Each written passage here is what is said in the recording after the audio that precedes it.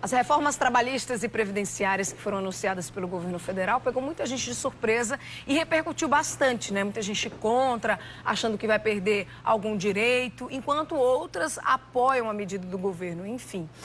Mas como sabe, né, como é que vai ficar a situação do trabalhador? Quais são as vantagens, quais são as desvantagens? Quem está aqui com a gente para tirar as nossas dúvidas sobre o assunto é o advogado trabalhista Paulo Vitor Souto. Bom dia, Paulo. Bom dia, Linda. Bom dia, telespectador. Lembrando que você pode participar dessa nossa conversa com ele através dos nossos contatos, mandando a sua dúvida por telefone ou através do nosso WhatsApp.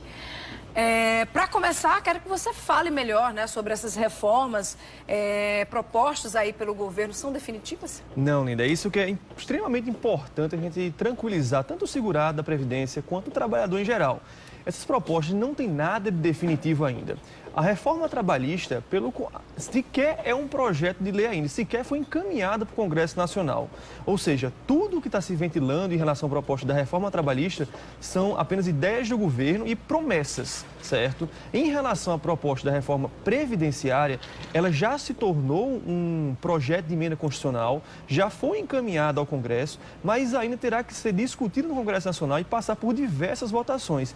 E em ambos os casos podem sofrer inúmeras modificações, o que eu particularmente acredito que vai ocorrer, Linda. O que é que pode mudar? O que é que você acha? Tudo. Tudo que já foi proposto vai mudar. Em relação à proposta da reforma previdenciária, do modo como foi passada, ela está muito rigorosa.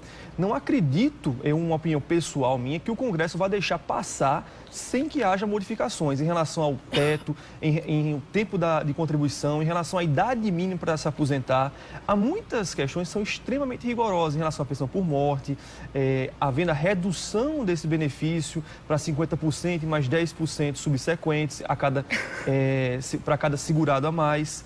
Então, nesses casos, há uma tendência que tanto o Congresso, através dos parlamentares, como até o apoio popular das centrais sindicais, façam pressão no governo e no Congresso para que essas mudanças não sejam aprovadas do modo como foi enviado para o governo. Elas são necessárias, mas devem ser estudadas, devem ser analisadas com muito mais cuidado e não propostas do modo como foram feitas. E na reforma trabalhista, quais são as principais mudanças? As principais propostas de mudança, Linda, são a questão da flexibilização da jornada de trabalho, a questão da redução ou aumento da jornada de trabalho, mas a principal intenção do governo é fazer com que todas as regras trabalhistas possam ser negociadas entre as centrais sindicais, entre os sindicatos e fazer com que a lei seja relativizada, flexibilizada.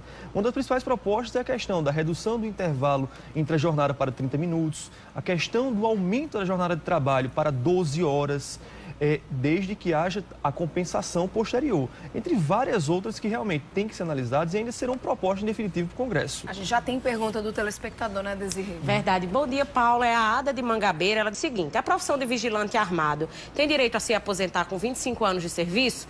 Meu esposo tem 19 anos na área e mais 4 anos em outra área que ela disse que não tem risco, como no caso do vigilante armado, né? E atualmente está em 2 empregos, contribuindo. Ele disse que somando tem 24 anos. Né, já. Como fica para aposentar? Ele tem 45 anos. Bom dia, Desirê. Bom dia, Alda. Tem sim. Até o presente momento não há nenhuma mudança em relação a essa questão da aposentadoria especial. Pode haver nessas propostas do governo que haja mudança, mas hoje a regra que vigora é 25 anos de atividade especial e a atividade de vigilante armado é especial. É possível se aposentar com 25 anos de contribuição, independente da idade. Ela mencionou que existem 2 períodos, 19 anos de contribuição como vigilante e outro período como sem ser vigilante, sem ser atividade especial. É possível somar os 2 períodos para que realmente ele se aposente, mas para ser com apenas 25 anos, todo o tempo tem que ser especial. Agora, Paulo, como é que vão funcionar assim, essas mudanças, né? Essas propostas de mudança sendo aprovadas todas. Tem efeito imediato? Como é que é? A reforma trabalhista, Linda, boa parte das mudanças propostas, como eu acabei de dizer, o governo propõe que sejam negociadas entre os sindicatos. Ou seja, para haver uma flexibilização das normas, ficar mais maleável para o empresário, para o empresariado e para o trabalhador a questão da negociação. Isso é o que o governo propõe. Algumas outras mudanças possivelmente já serão previstas em lei e terão efeitos imediatos. Por exemplo, acredito que o governo vai propor a questão das férias, dividir em até 3 vezes. Acredito que o governo vai propor isso na própria lei e não deixar isso a critério dos sindicatos negociarem. Entretanto, outras propostas serão negociadas entre os sindicatos. E no que diz respeito às reformas, né, ou a reforma da Previdência, em que pé está? A reforma da Previdência ela foi encaminhada para o Congresso como um projeto de emenda constitucional. Ela gerou um rebuliço muito grande nas redes sociais, em diversas frentes das centrais sindicais, que pressionaram o governo para que não mandasse do modo como foi enviada.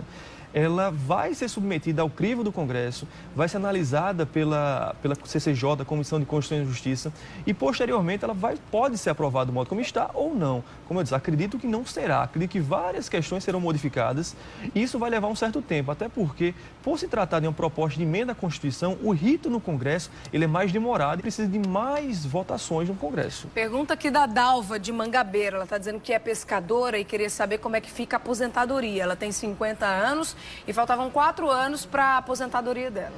Questão de pescador, isso é um ponto muito interessante pelo seguinte fato, o governo propõe nessa PEC que os segurados especiais, no caso o pescador é um segurado especial, venha contribuir. Atualmente, eles não contribuem para a Previdência Social, eles apenas têm que demonstrar a atividade especial através de filiação a sindicato e outras provas, que demonstram que você é trabalhador rural ou que você é um pescador. Mas o governo quer propor que haja uma contribuição reduzida, é verdade, em relação aos demais contribuintes, mas ele vai querer que eles contribuam também. Mais pergunta, né, Desirê? Tem aqui um telespectador que perguntou o seguinte: o regime da Lei 8.112 para os docentes da rede federal podem sofrer alterações? Quem já está na ativa? Podem sofrer alterações, sim. A proposta de emenda constitucional da reforma previdenciária, ela engloba tanto os segurados da Previdência Social, como os regimes próprios da Previdência Social, que é o RJU, a Lei 8.112. Quem está na ativa já vai pagar um pedágio, não vai submeter as regras pelo menos a proposta propõe isso, não vai submeter as regras tão rigorosas que quem está entrando nos regimes de previdência, quem já está na ativa vai ter que pagar um pedágio, tem que trabalhar 50% a mais do que já estava previsto para se aposentar. A mulher, no caso, 45 anos e o homem, no caso, com 50. E aquela regra do 85-95 que entrou em vigor há pouco tempo, né? Isso. Aí vai ser tirada. Se realmente for aprovado essa proposta de emenda à Constituição da reforma previdenciária, sim. Essa questão do 85-95 entrou um dia desse em vigor, como você bem mencionou.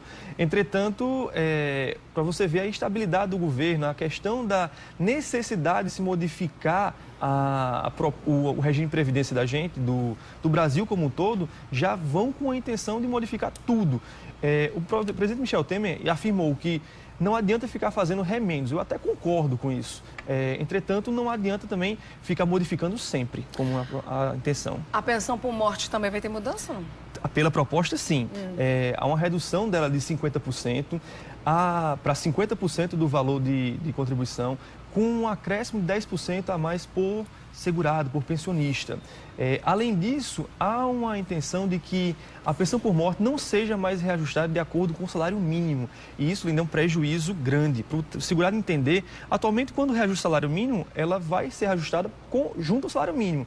Entretanto, a proposta é que tanto a pensão por morte como a LOAS, os chamados amparos assistenciais, eles sejam reajustados apenas com o ganho da inflação, o que é menor em relação ao salário mínimo. Entendi.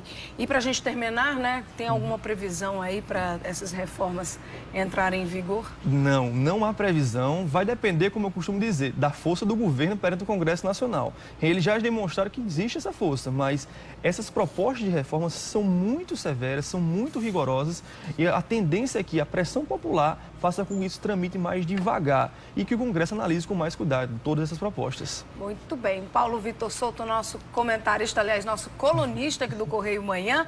Obrigada, viu, por mais um ano aí de parceria. Feliz ano novo para você. Obrigado a você, Lina. Que venham muito mais. Agradeço ao telespectador por todo esse ano que nos acompanhou. E gostaria de tomar até a liberdade de mandar um recado para uma pessoa especial. Minha mãe hoje está fazendo aniversário. Está do outro lado do mundo, mas eu disse a ela que assistisse pelo Facebook, que é a transmissão agora. Bem, então, acredito que ela está fazendo isso. Parabéns, mãe. Obrigado. Show de bola. Olha, obrigada, viu, pela parceria e até ano que vem. Até ano que vem, que venham mais. Bom, então. Obrigado.